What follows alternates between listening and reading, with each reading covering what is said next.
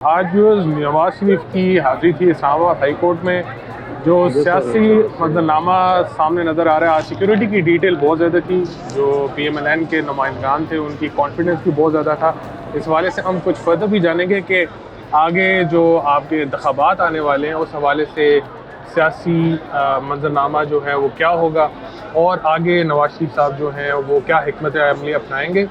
اس حوالے سے ہمارے ساتھ جوائن کیا ہے حماد حسن صاحب نے، سینئر رپورٹر تجزیہ کار ہیں. سر ویلکم ٹو دا شو. بہت شکریہ عمر. اچھا سر، سیاسی لحاظ سے اگر دیکھا جائے تو کافی عرصے بعد جو ہے نواز شریف صاحب جو ہے پاکستان واپس آئے. اس کے علاوہ انہوں نے اپنے کیسز کا بھی سامنا کیا، اپیلز وغیرہ بھی ہوگی.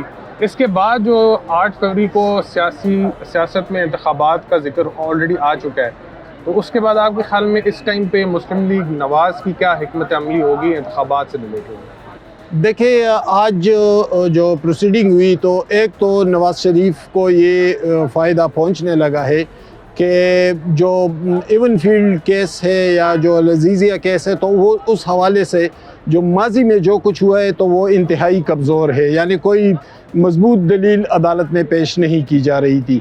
دوسری بات یہ ہے کہ صورتحال اور سیاسی منظرنامہ جو بن رہا ہے ماضی قریب میں، تو اس میں نواز شریف ایسے لگتا ہے، ابھی تھوڑی دیر پہلے بھی آپ دیکھ رہے تھے کہ جب میاں نواز شریف باہر نکلے تو وزیر اعظم نواز شریف کے نعرے لگ رہے تھے، اور یہ نعرے اس وقت بھی لگ رہے تھے جب 1990 میں نواز شریف کا عروج سامنے آیا تھا. تو یہ پھر تسلسل کے ساتھ ہی نعرے لگے، اور چونکہ پنجاب میں وہ ایک مقبول لیڈر بھی رہے ہیں تو وزارت عظمیٰ پر تک بھی وہ 3 بار پہنچے. تو جن مسلم لیگی لیڈروں کے ساتھ آج کورٹ میں ہماری بات ہوتی رہی تو ان کے باڈی لینگویج سے اور ان کے کانفیڈنس سے اندازہ ہو رہا تھا کہ آنے والے موسم ان کے لیے انتہائی سازگار ہیں.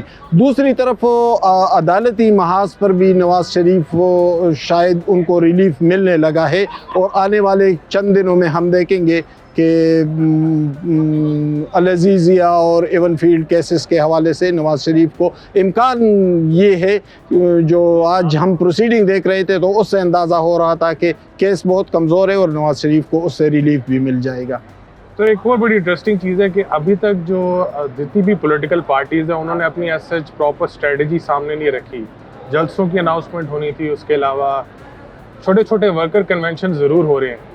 تو ابھی انتخابات 8 فروری کو ہیں، تو یہ 21 اکتوبر کو جو انہوں نے جلسہ کر دیا تھا، اس کے بعد سے لے کے اب تک کی جو صورتحال ہے وہ میسیو اسکیل پہ کیوں نہیں آ رہے نواز شریف صاحب کے اپنی وہ موومنٹ دکھائیں اور دکھائیں کہ عوام واقعی میں ان کے ساتھ؟ بالکل یہی سوال میں نے آج کئی مسلم لیگی لیڈروں، عابد شیر علی سے بھی پوچھا، عظمیٰ بخاری سے، میاں جاوید لطیف سے، کئی لوگوں سے میں نے یہ سوال پوچھا کہ لاہور کے بعد میاں نواز شریف تو میدان میں نہیں اترے، اور چونکہ بہت سے تجزیہ کاروں کی رائے یہی ہے کہ جب نواز شریف پنجاب کے میدان میں اتریں گے تو وہ دوسری طرف کی مقبولیت کو اڑا کر رکھ دیں گے. لیکن چونکہ ابھی نواز شریف میدان میں نہیں آئے، شاید عدالتی معاملات سے جو ہی انہیں چھٹکارا ملے اور عدالتی محاذ پر انہیں کامیابی ملے تو اس کے بعد وہ پنجاب کی طرف نکلیں گے اور دوسرے صوبوں کی طرف.